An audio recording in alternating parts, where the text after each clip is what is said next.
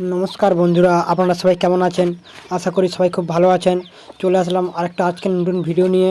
তো বন্ধুরা, আজকের ভিডিওতে আলোচনা করব আমার এই যে ফাইটার মুরগিটা কত পিস বাচ্চা ফাইনালি মানে ডিম থেকে বেরোলো বা ডিম ফোটালো, ঠিক আছে?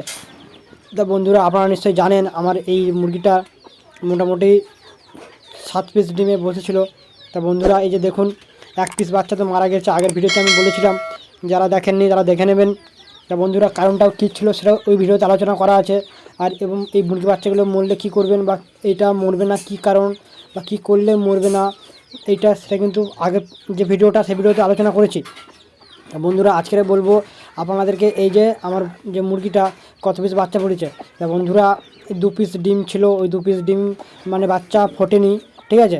তা এই যে দেখতে পাচ্ছেন, এই 4 পিস বাচ্চাই আমার ফুটেছে।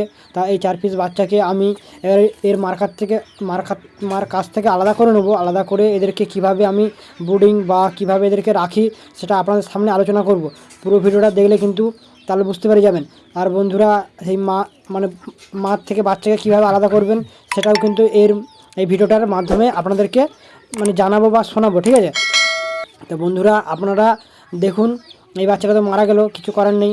এরকম বন্ধুরা, সবসময় 10 পিস বাচ্চার মধ্যে 1 পিস বাচ্চা ক্ষতিগ্রস্ত হতে পারে, এটা আমাদের ধরে নিয়ে তারপরে মুরগি বা হাঁস পালন করতে হবে, ঠিক আছে? তো বন্ধুরা, এখন এই যে দেখতে পাচ্ছেন এই যে এই মোরগটা কিন্তু আমার ফাইটার। তা রেখে দিলাম আমি এখানে। এবারে আপনাদেরকে দেখাবো আমার এই যে মুরগির বাচ্চাগুলোকে আমি কিভাবে রাখবো, ঠিক আছে? কোথায় রাখবো।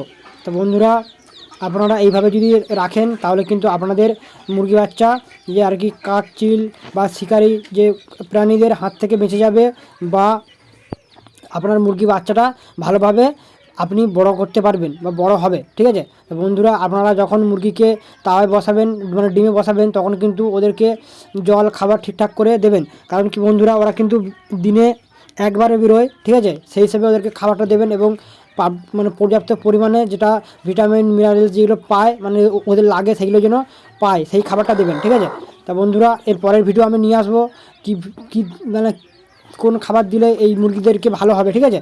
তা বন্ধুরা, এবারে আপনাদেরকে দেখাই যে কোন জায়গাটায় আপনারা মুরগির বাচ্চা রাখবেন বা কিভাবে এদেরকে ব্রুডিং করবেন। তো বন্ধুরা, এখানে আমি একটা যে টেম্পারেচার মেশিন, যেটা তাপ নিয়ন্ত্রণ করা হয়, টেম্পারেচার দেখতে পাচ্ছেন এখানে, এটা কিন্তু মানে এটা আমার ছিল আগে আমি অনেক দিন আগে মানে মোটামুটি আগের বছরের দিকে আমি ডিম ফোটানো মেশিন তৈরি করেছিলাম।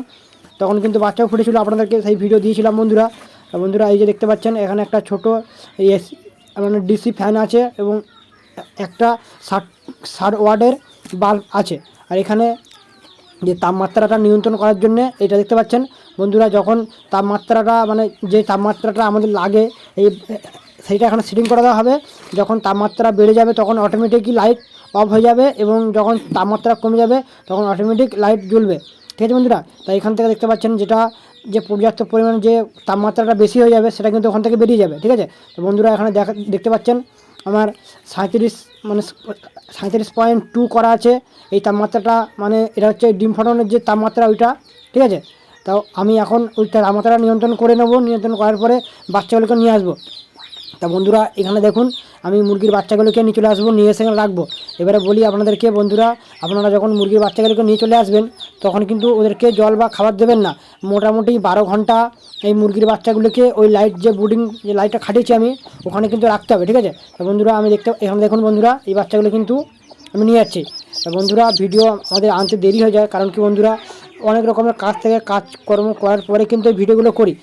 এই ভিডিওগুলো করার একটাই উদ্দেশ্য বন্ধুরা, যাতে আপনাদের মতো মানে সদস্য বা দর্শকরা এই মুরগির যারা চাষ করেন, যাদের কাছে পর্যাপ্ত পরিমাণে মানে যে বুদ্ধি বা প্ল্যান নেই কীভাবে কী করবেন না করবেন, তার জন্য এটা করা, ঠিক আছে বন্ধুরা? এই দেখতে পাচ্ছেন এখানে ফাইনালি আমি রেখে দিলাম এই বাচ্চাগুলোকে। এখন বন্ধুরা 12 ঘন্টা পরে এদেরকে জল খাবার দেবো। তো বন্ধুরা, কী জল খাবার দেবো না দেবো এর পরের ভিডিওতে নিয়ে আসবো, ঠিক আছে? আজকের ভিডিওটা আপনাদের কেমন লাগলো কমেন্ট করে জানাবেন, এবং এরকম নতুন নতুন ভিডিও পেতে আমার চ্যানেলটা সাবস্ক্রাইব করে রাখবেন, বেল নোটিফিকেশানটা অন করে রাখবেন, যাতে আমি কোনো ভিডিও ছাড়লে সবার প্রথমে আপনাদের কাছে নোটিফিকেশানটা পৌঁছে যায়। বন্ধুরা, আজকের ভিডিওটা এই বিশেষ করছি। পুরো ভিডিওটা দেখার জন্য আপনাকে অসংখ্য ধন্যবাদ।